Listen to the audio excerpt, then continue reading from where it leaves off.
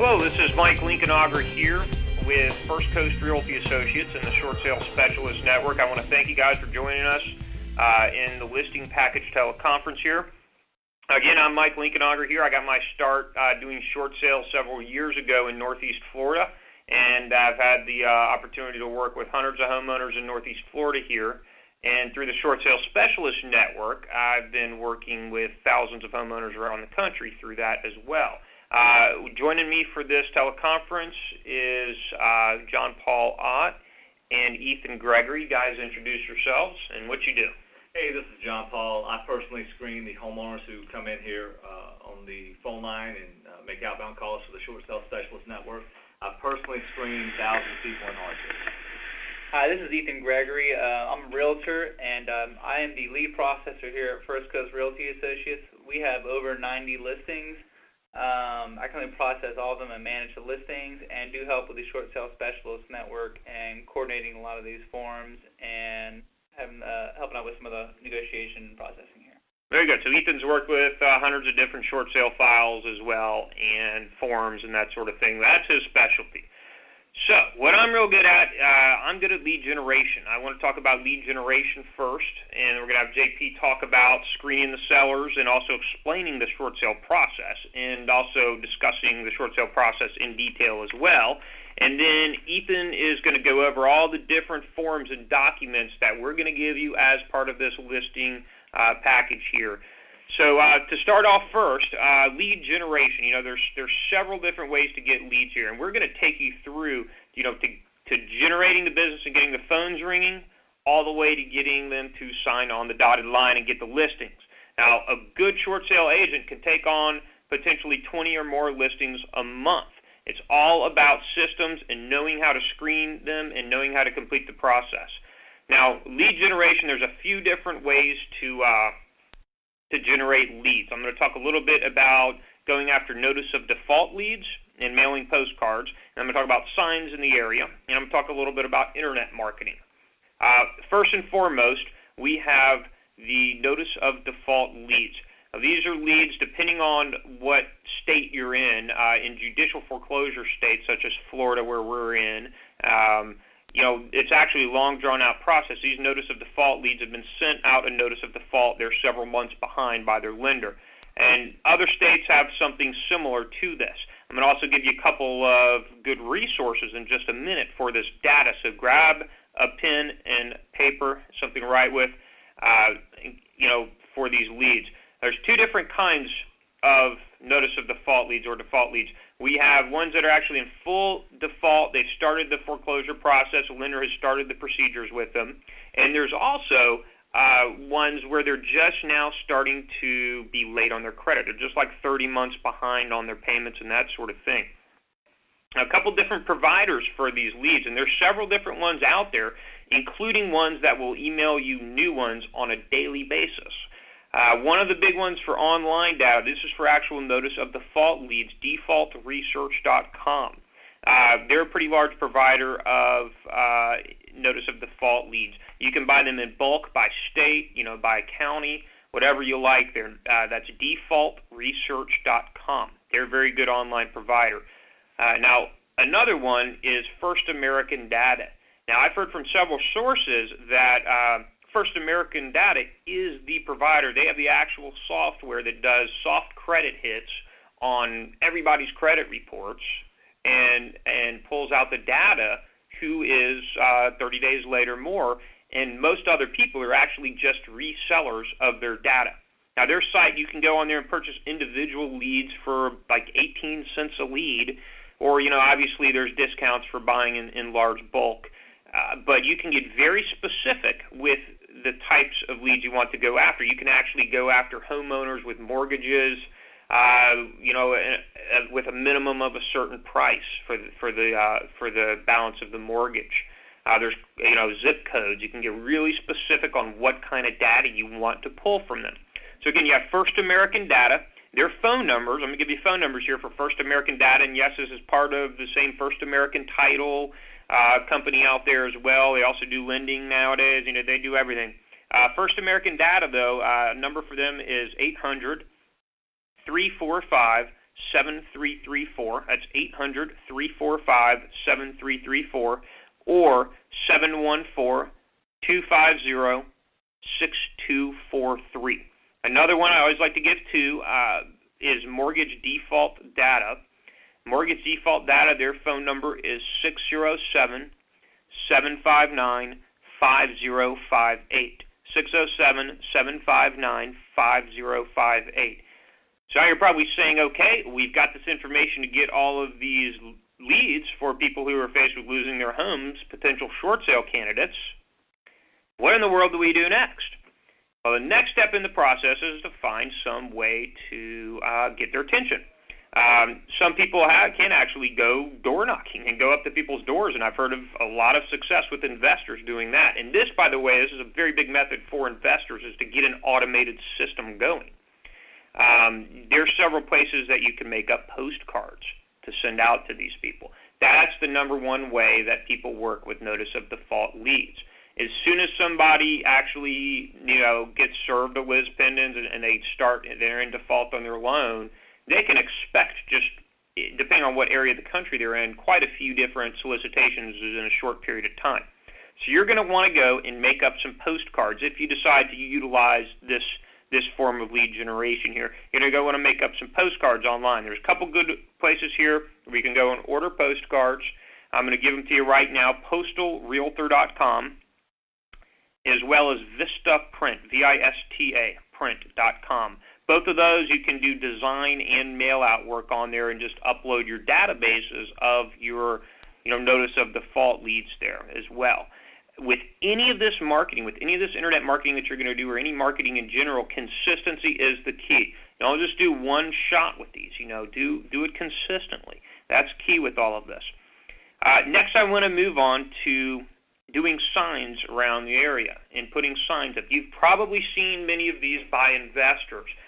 Johnny buys homes, stop foreclosure now, we buy houses, those kind of things. Now, traditionally, those were done solely by investors looking to purchase the homes. Nowadays, a really excellent way that we've found to generate new leads is to do them as a realtor. Now, the word short sale is a very common word nowadays. People know what a short sale is typically. So we found with our signs, we use simple words, short sale realtor, free help. Short sale expert realtor, free help. That's all we say. And it has the phone number and of course the brokerage company's name. And again, some of these things will vary depending on what state you're in and your local laws. Now, other studies have shown as well the colors that you want your signs to be. They want to be a yellow color background, yellow color corrugated signs with black ink. Those stand out the most to homeowners or to anybody. They stand out the most, those kind of signs. Those are likely to get people's attention. Again, yellow background with black print. Those will get people's attention. 18 by 24 is also best as well.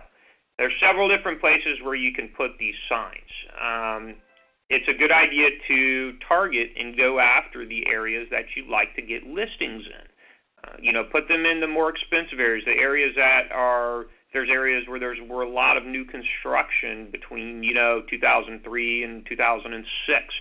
Those are the areas that are obviously experiencing the biggest defaults nowadays. And put them out there. And the key with any of these, again, is consistency. So if you're going to do this, don't order 5 or 10 signs. Go ahead, invest a little money, and order 100 signs right off the bat, 118 by 24 two-sided signs.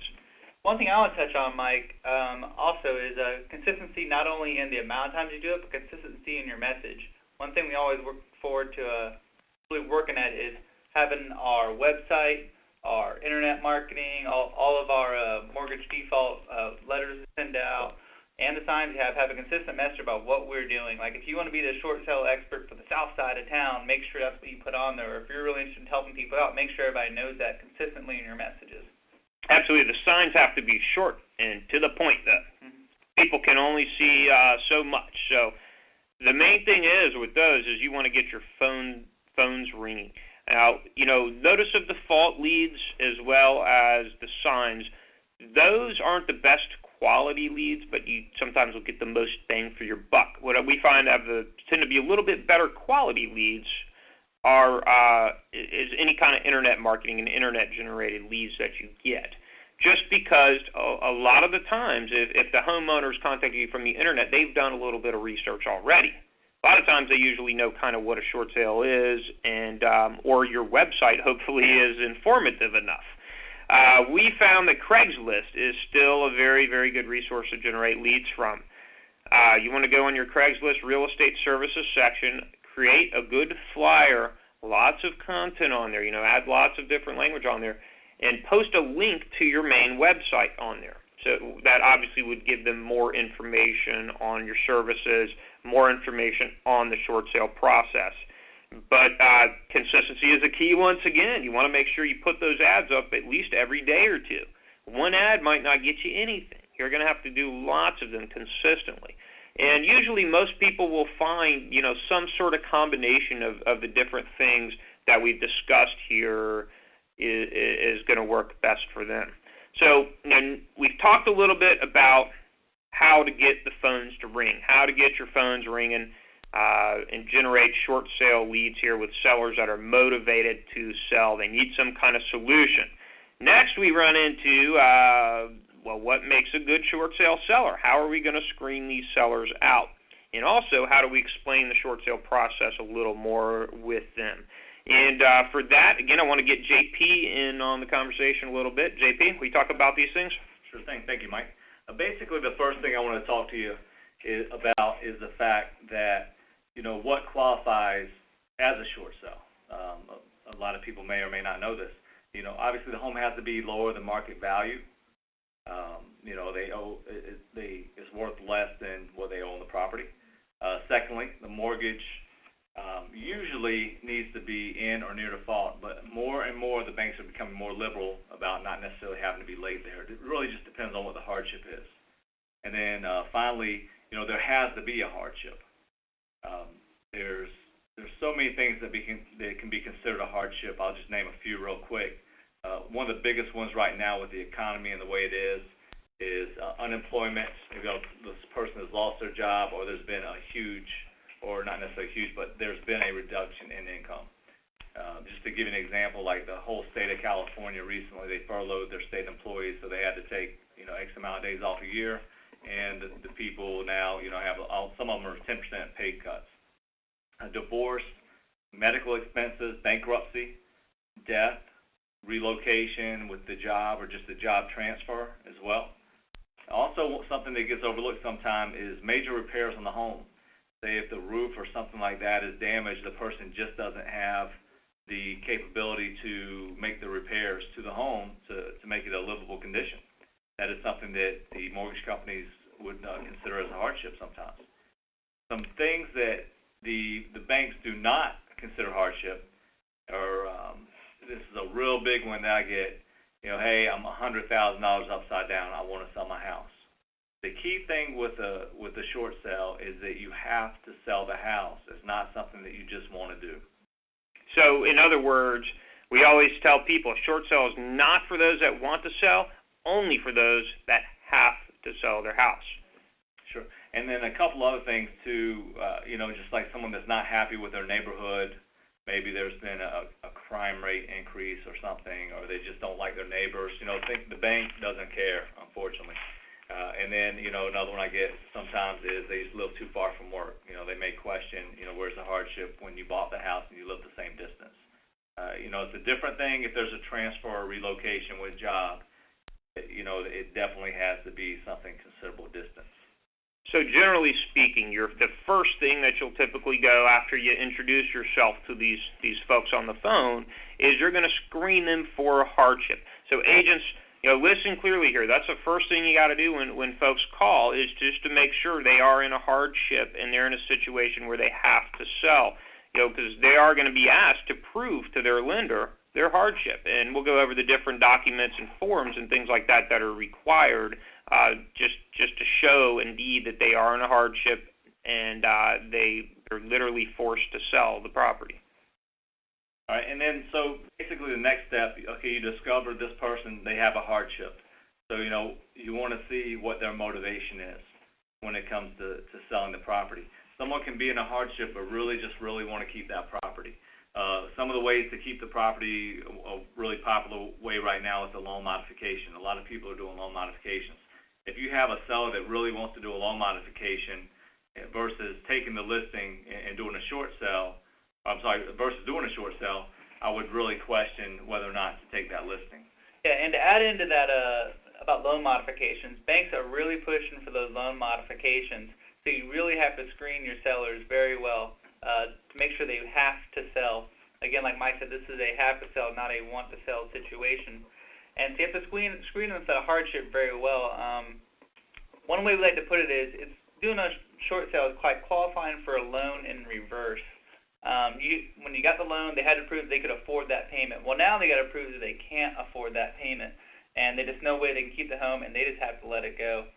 So, but to expand on loan mods, the banks are pushing hard for it, and the short sale seller has to qualify for the short sale, as in the hardship. They cannot keep the house at all. And with loan mods, the statistic I recently heard is about 3% of people that get put in a temporary loan modification program actually get a permanent loan mod. The temporary loan modification is about 3 months. They give them a lower payment, and from that time, they send in their bank statements and everything to try and get a permanent one. But from what I've heard, only 3%, that's 3 as in 1, 2, 3% of people that actually apply to get that loan mod actually end up with a permanent loan modification. So inform your sellers of that as well if they're considering it. And another good thing too, as part of this package, we're going to have a short sale hardship qualifications question sheet that you can go over. That'll give you some basic questions to help qualify these agents, these sellers further. A key one is can you afford a lower payment? If your lender was to drop your payment a few $100s a month, can you afford it then? And a good rule, good thing to say is if their answer is no, then that probably makes them a better candidate. You also want to talk about their rate and what kind of loan they have now. If they already have a 4.5% rate, it's obviously their lender isn't going to reduce it that much. Another good point I like to emphasize here is if they're considering a loan modification is to make it clear to the homeowner that even if your lender does a loan modification, that is not going to change the fact that you are upside down on your house. You're still going to, be in a negative equity position on the house. So, their hardship right now is an actual opportunity for them to get a fresh start and to get out from under the place. And absolutely, that's a big question with the negative equity issue. How many years is it going to take the market to rebound if someone's $150,000, $200,000 upside down? I can't even answer that question. I'll be highly surprised if it was, 10 years or less. But basically the next step, we have somebody with a hardship, and then we have someone that is motivated to sell. So basically at that point I go over the short sale process with them. What we do here is we forward information over to the prospect or the potential listing, and with what they need to have ready for the short sale package. And it's a quick email that has a couple links on it. There's a financial worksheet on the link. There's examples of hardship letters on the link, and there's an article on how to write a hardship letter. So these are all forms he's talking about here. Ethan will go over more in just a little bit, but these are all forms that you're going to use, agents, to send to these homeowners to show them, look, I know what I'm doing. I got your short sale covered. I've got all these forms ready to go for you to, so that's going to show them that you're confident in what you're doing and you know what you're doing. That is key to being really good at this process, is just to be confident in your ability to complete and properly execute a short sale on it. And also, too, I really encourage the people to have the forms and everything complete at the time of the listing presentation. So everything can be done at that one time. You don't want to have to wait 2 or 3 weeks to get paperwork from a homeowner after an offer comes in, because the buyers, with a short sale, there's a high tendency for them to walk away anyway. So I definitely encourage, and would encourage you to do the same, is to make sure they have that paperwork, all the forms filled out at the listing presentation. So basically after that encouragement, as far as the process, we list the property, we market the property aggressively, basically at a price that is low enough to get people in there, but not too low that the bank won't accept the offer. And in addition to that, as far as pricing the property go, we will usually price them close to where, in the last, we'll pull 90 days sold properties, price it close to REO sales and other short sales. You want to be right in that category typically, and part of that will depend on your local market and the properties out there. A good other key, which we'll talk about this more in advanced tactics in one of our other teleconferences, but if you do want to stop a foreclosure sale date, you have a sale date, that's coming in the near future. You get a homeowner that says our sale date is 3 weeks out. You want to immediately price the property at a pretty low price, extremely aggressively, so you can get an offer on it quick, submit this short sale package, and at least get the short sale stopped. So, or at least get the foreclosure stopped, so you can buy yourself some time with stuff. Okay, so basically after I had to go over all that information with the homeowner, I basically talk about the time frame with them. So the time frame is a huge variable. There's so many factors in with a short sale. But the key factor is the time on the market. There's nothing we can do about that. It can be 1 day, it can be on the market, it can be 6 months on the market. Part of the big thing, too, obviously, is which lenders you're working with. A lot of the servicers tend to move a little quicker than the big banks. That's a good rule of thumb. One of the biggest things, too, that will definitely impact it is there a second loan on the property or mortgage insurance? That will delay the process, typically 2 to 4 weeks. That'll take an additional time frame. So, again, you just want to inform your sellers about expectations. Here in our area of Florida, at least, for single-family homes, we tell them 5 to 7 months is a good range for us in here, from the time we list them to the time we close them. I want to talk, too, a little bit about, screening out bad listings, because you're going to get, depending on what areas you're soliciting, we no longer accept condo listings as short sales. In our area, there were far too many condo listings as short sales, and it's just not in our interest to. We haven't been doing that for some time. Lower price point listings as well. We no longer list those ourselves because of the amount of time that we have to spend with this process as well. Time is money. Okay. And then basically back to the time frame as far as with the homeowners, talking about the variable, I just let them know, they ask me how long is the short sale process going to take. I just let them know generally after an offer comes in, it usually takes 8 to 12 weeks to get an approval. And sometimes they may hear it as a closing, so make sure you let them know it's 8 to 12 weeks for an approval, and that's average, because still after that you got another 30 to 45 days to close with the extended underwriting guidelines and stuff like that the mortgage companies have. And a couple other things that I discussed with the homeowner at the time is that for the short sale, basically they don't have to, there's no money out of pocket to the homeowner here as far as closing costs and things like that.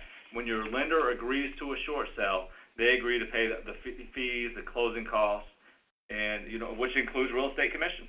And it also includes, too, back condo and association dues. A lot of people are worried about that as well. Our experience is that most lenders have no problem with paying those as well. So that should be something that, let them know that'll be on the HUD-1, and we will go over that, too, in the future as well about preparing good HUD-1 closing statements and how to do that as well. And then the last thing I really discussed with them as far as the process of the short sale is the fact that in most cases the lender will forgive the deficiency. They will not ask for a promissory note or anything. Now, there is isolated cases or sometimes that happens, and that'll be covered later on. Very good. So we've talked a little bit about getting the phones ringing. We talked about how to screen the sellers once it happens, once phone ring, and how to explain the process to them. Next, Ethan's just going to go over a little bit about the forms and different forms that we're going to need for the listing package and what resources we have here for you guys to use. And again, I got to say, these forms are property First Coast Realty Associates. You are free to use them within your own real estate business. Please don't post them in a public forum. We worked hard for these forms. But Ethan, tell us a little bit about some of these different forms here and how they can use them. Thanks, Mike. You should find these forms on our website that were sent to you when you signed up for our program. These forms are for you to use to be able to Appear to the seller you're a professional, you're knowledgeable, you know what you're doing. Here is the information you need to receive so you can understand the short sale, because they can be very complicated, and these sellers can be very worried sometimes about their financial situation. You know, they think the big bad bank's going to come, kick them out the door, and kicking and screaming, and that's not the case. They need to understand what is going on. Now, first off, we have the homeowner property information sheet. This is something you should use when you're screening your sellers to get their information regarding property address, their loans, the amount, you know, all their information, what their hardship is. This is just a general form that you use. Yeah, and this is the form that I use when I screen every homeowner. Like he was saying, it's got a lot of good information, and then I'll always have it in one spot when I continue to talk to the homeowner in future reference. And this is just for your personal use right here. Then I'd like to go to these short sale hardship qualification questions. These are a number of questions that we ask our sellers. Not every question will be applicable to their situation, but these are general questions that you can use to find out what their hardship is. How are they going to get this how are they going to be approved for this short sale, and why should the lender approve it for them? And also to screen them out of that loan mod, because again, you don't want to have them leaving you in a short time to go do that loan mod. Next, we have the tips on writing a hardship letter. This gives some basic information on stuff that the seller should and should not include in their hardship letter, stuff that JP went over before, and stuff that's reiterated. Again, you know, it's a good idea to send them some examples of hardship letters that people have written. If it's generic, that's okay, but as long as it's truthful. Always be honest in these hardship letters. And please don't have your sellers lie. The banks don't like that. They'll find out, so trust me on that one. And then also we have the short sale frequently asked questions. Like I mentioned before, the sellers are worried about their situation, and they're looking for someone who's a professional and can give them real guidance. And what you can do is you can send them some frequently asked questions to them, because this is really going to help them understand the situation of how a short sale works. What are the ramifications for them financially and legally? This is all very important for them. So in other words, you can't explain everything to them over the phone all at once. You send them this good 3-page questionnaire, and that'll definitely give them a good idea of what to expect in the process as well. Next is a form that we use when we go out to actual listing appointment. We create a file, sometimes a rather large one, that'll have the basic information on the front cover, so we're easily able to reference their information when we talk to these banks, when we're trying to call in to get a status, or when we're emailing. So we have information on the seller, the address, their social security number, which is important when calling in, their lenders, their loan amounts, the phone numbers to call at the lenders, anything that you may or may not need to be able to talk to these lenders at any given time. We have this on the front of your files, or at least an easy-to-access place somewhere in that folder where you can easily turn to and be able to speak to the lenders about this. Next, what we give to the seller is a short sale checklist. We take this every listing appointment. We even give it to our sellers before the listing appointment, so they have an understanding of what documents we need for them to provide, such as the hardship letter, bank statements, pay stub, tax returns, etc. This is extremely important. We generally require that all of our sellers have all this information at the listing appointment, so we can immediately have this and not have to hunt them down later for the information. Let's just get it all at one time. So here's a checklist that you can use to be able to give to them so they can provide you with the information you'll need. One of those documents is the authorization to release information. This is an extremely important one. The two things that you absolutely have to walk out of the listing agreement with are, one, your listing agreement signed, because you're a good realtor, and two, an authorization to release information. This gives you the ability to speak with the lender on the seller's behalf regarding the short sale. It's a pretty basic form. It states the lenders, the loan number, the property address, and your name as an authorized party. Very important to get that. Immediately once you would list the property, send this document in along with the listing agreement to the short sale lender that you're going to be working with, so that immediately when you do receive an offer, you're able to call them up and talk to them about the seller and their problem. The next form is the financial worksheet. This is the seller's basic financial information the bank is going to request. Has the borrower's name, information, again, the social security number, their address and whatnot, their assets and liabilities such as bank accounts, if they have any homes, their debts, more than one home potentially, any automobiles they may have, their monthly income, I'll go over what they bring in, whether it's unemployment checks or whether it's alimony or whether it's just your regular gross salary. They just can't afford the home anymore, and that needs to be listed. And there's also their expenses, such as what is the mortgage payment, if they have any rental property, if they have any automobile loans, credit card payments, utilities, insurance, medical expenses. All that's important for the lender to see what their expenses are and why they can't afford this home anymore. And then lastly is a form from the IRS called the Mortgage Forgiveness Debt Relief Act. This is very important for people whose primary homes you are going to be listing and selling. What it is back in 2007, the IRS and the government passed a law stating that if a primary homeowner sells their home using a short sale, they do not have to pay taxes on that perceived IRS gain if the lender is writing off that cost. It's a very important document for the sellers, so they understand their financial situation. They don't have to worry about paying any taxes on that forgiven debt. So in other words, it's good to inform these homeowners that they're likely going to be sent a 1099 for any deficiency in this transaction. Any loss their lender has, they're going to write it off. Don't panic when you get this thing in the mail, especially if it's your primary residence. You are covered. And we work with quite a few different, accountants who have told us, and homeowners as well, that there is a way to get it written off, even if it's not your primary residence, if it's an investment property or second home. What you want to tell these homeowners is talk to an attorney or an accountant, because you're not one.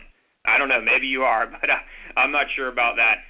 Ethan, any more forms we got there? And to finish off on this Mortgage Forgiveness Debt Relief Act, it's Form 982 is the form they file with the IRS when they do receive that 1099.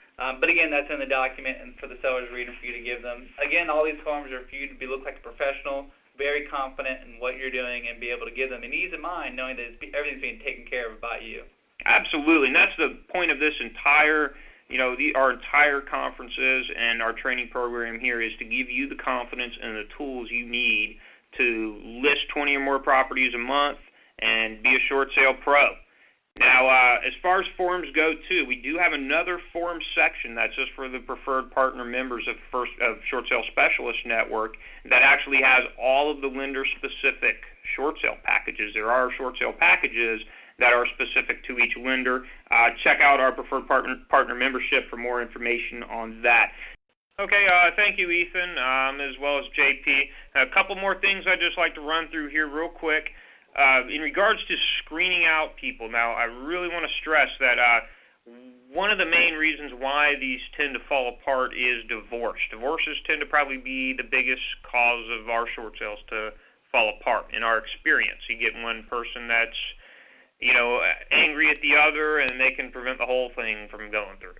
So you want to make sure that any divorce cases that you get, while divorce is a hardship, make sure they're amicable. Make sure they're both on the same page. Both homeowners are willing to do whatever they got to do, and they just want to get done with this and escape a foreclosure by all means necessary.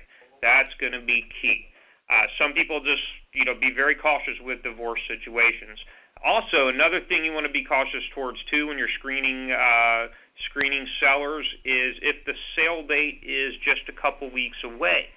Ideally, you want to have some more time than that to get things done. And we'll go over, again, in the advanced marketing course that some tips to, get the dates postponed, the sale dates postponed, and to buy you more time. But for the main reason being, most people, if it's under like 2 weeks, you probably want to stay away from it as well. Now, one other thing that Ethan didn't mention as well in regards to another form that we have on here for you is the benefits of a short sale versus foreclosure form. Now, this is a great tool that you can give your potential sellers as well, just to show them some of the ramifications of a short sale and the ramifications of a foreclosure on their credit, as well as on current and future employment, getting a loan years up the road, the deficiencies, that sort of thing. A lot of these forms, too, by the way, guys, these could be very educational for agents as well. So make sure you really review these forms, and the majority of them you can see as well. There's a place where you can actually personalize them and put your company logo and your personal information on them as well, just to give them a customized look and to just make you show that you're organized professional. You know what you're doing in regards to short sales. So take a look at these forms, and I'm sure you'll find them very beneficial. So again, I just want to run through a couple more things again with you guys real quick. We had Ethan go over all the forms. Before that, we had John Paul go through all the general ways to qualify sellers and how to explain the process to them and that sort of thing. And before that, we went over different ways to get your phones ringing off the hook. Now, I want to, again, stress that consistency is the key. And whatever you do, those signs, those 18 by 24 yellow background, black print signs, get them in large quantities and put them up in distressed areas or areas that, there's high, there's a lot of people upside down. New construction areas in most parts of the country are just primed to do that sort of thing. And also mailing out people that are in default or people that are late. You want to get them ideally that are the sooner the better. You want to be the first guy in there. So if you can, even though they're a little more expensive to get the leads that are just a month behind, those are the ones that we suggest that you go after the most because obviously gives you the more time to be able to work the short sale with the lenders if they're not in full default in foreclosure proceedings. So you want to get fresh data. Again, I mentioned a couple of resources as well on there. Again, I'd like to thank everybody for listening and participating in our listing teleconference. Have a good day.